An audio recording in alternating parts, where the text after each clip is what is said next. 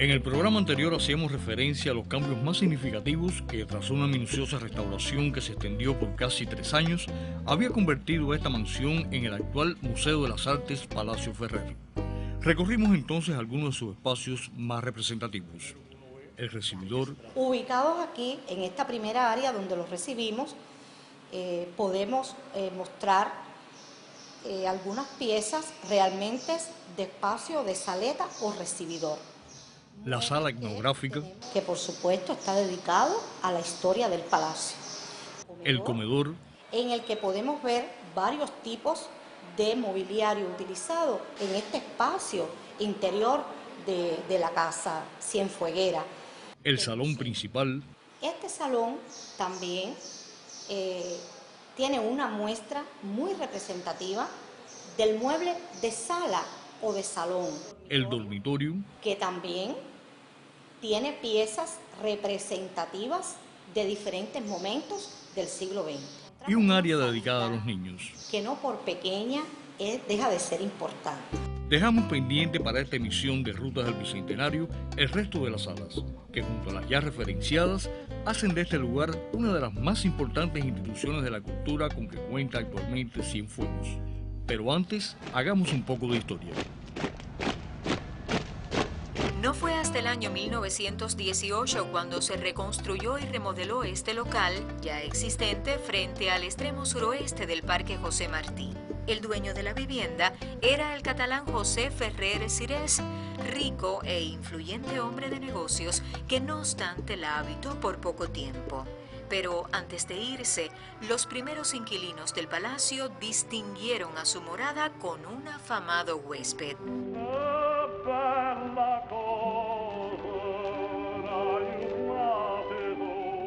El tenor italiano Enrico Caruso se alojó en la mansión cuando en 1920 estuvo en Cienfuegos para actuar en el Teatro Tomás Terry.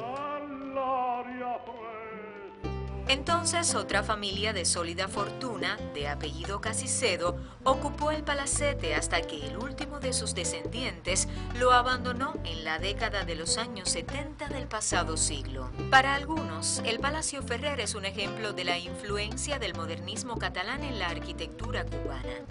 Nada extraño si se considera que su dueño era de esa nacionalidad y el arquitecto que lo diseñó, el cienfueguero Pablo Donato Carbonell, estudió en España y era descendiente de catalanes. Lo cierto es que el Palacio Ferrer es hoy uno de los símbolos de la ciudad y tiene quizás el mejor de los balcones para disfrutar de una vista privilegiada del centro histórico de Cienfuegos. Entramos en una sala con los últimos recursos que monta cualquier museo del mundo y es la Sala de las Artes Visuales, con un montaje muy fresco, muy actualizado en el mundo entero y que en primer lugar queremos o hemos querido hacer un homenaje al gran escultor Mateo Torriente, un poco apreciado, pues no lo tenemos en exposiciones en nuestros salones, en nuestros museos, y hemos querido realmente comenzar con un homenaje al maestro Mateo Torriente. Sala que recoge también en gran medida la vanguardia artística de las artes visuales de la ciudad en estos momentos y que recrea los diferentes momentos del artista.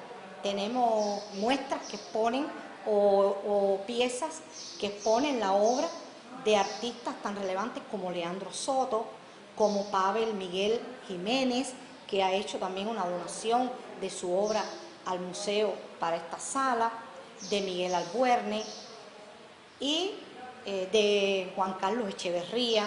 Es que mencionar personas se nos hace un poco, no, bueno, pero de la vanguardia artística de la ciudad y que puede ser apreciada y puede ser recreada también por nuestros visitantes.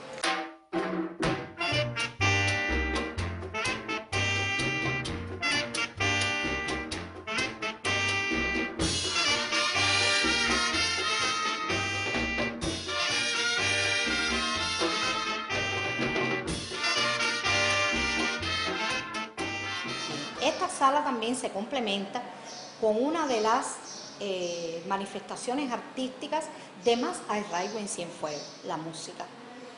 La música que recrea de manera muy particular aquellos géneros que han sido declarados patrimonio de la nación cubana y patrimonio inmaterial universal. Nos estamos refiriendo al son con el septeto Los Naranjos, nos estamos refiriendo a la rumba con los grupos que realmente han surgido a partir de la década del 70 y que hoy tienen una expresión músico-danzario dentro de muchos espacios de la ciudad y de las comunidades donde ellas surgieron, al punto y al verso improvisado, que son también géneros declarados. Tenemos también artistas muy destacados representados, como es el caso de los trovadores Lázaro García, los hermanos Novo y hasta los más jóvenes como el Kikiri de Cisneros, Nelson Valdés y Rolo Rivera.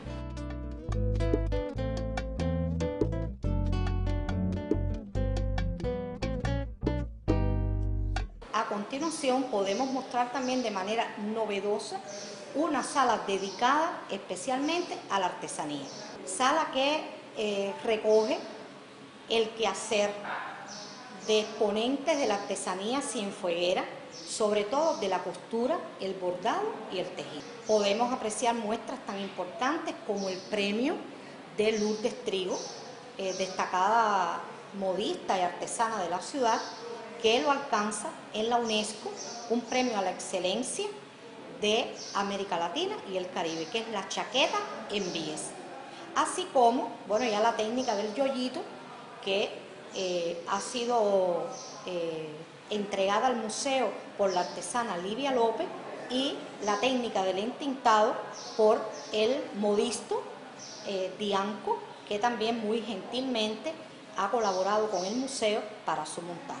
Salimos al patio y el museo brinda no solo para su programación sistemática, sino para todo aquel que en un momento determinado quiera utilizarla, una sala de concierto, pero en la que se pueden desarrollar reuniones, talleres, eventos, y repito, no solo de la cultura, sino de otros organismos que realmente lo requieran. Las pérgolas han sido ambientadas con mesas, con butacas cómodas, que también pueden servir para descanso del visitante o para talleres, cursos, que pueden ser también desarrollados por estos artesanos y por otros artistas, que no solo los que estén representados en el museo, sino por otros artistas de las diferentes manifestaciones.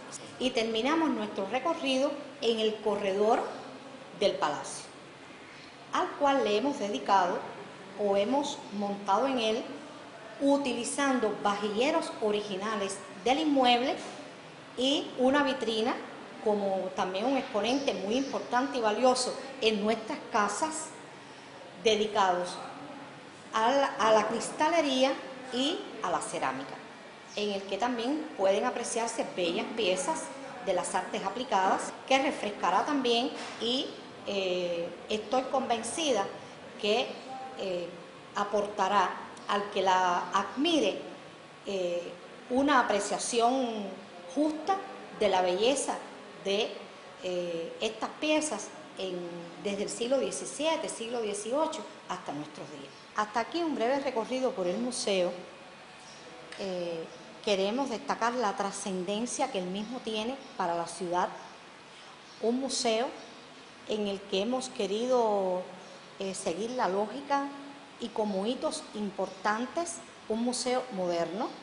Para cada una de nuestras salas puede mensualmente o con diferentes periodicidades incorporar nuevas piezas para que sean apreciadas por los diferentes públicos de manera temporal, y de esta forma poder continuar no solo ofreciendo lo que queda en nuestra sala, sino otras posibilidades de los fondos del propio museo o de otros que tienen que ver también con la gestión institucional con el resto de las instituciones, de los coleccionistas privados, de los anticuarios, que también tienen un espacio dentro de nuestra institución. ¿Cree usted que esta institución es un espacio que la ciudad estaba necesitando? Sí, lo apreciábamos desde antes, pero una vez abierto hemos apreciado que la ciudad necesitaba de este espacio. Un espacio elegante, un espacio tranquilo, de mucha paz, pero que realmente en su recorrido pueden apreciar también el espíritu de la ciudad dentro del museo.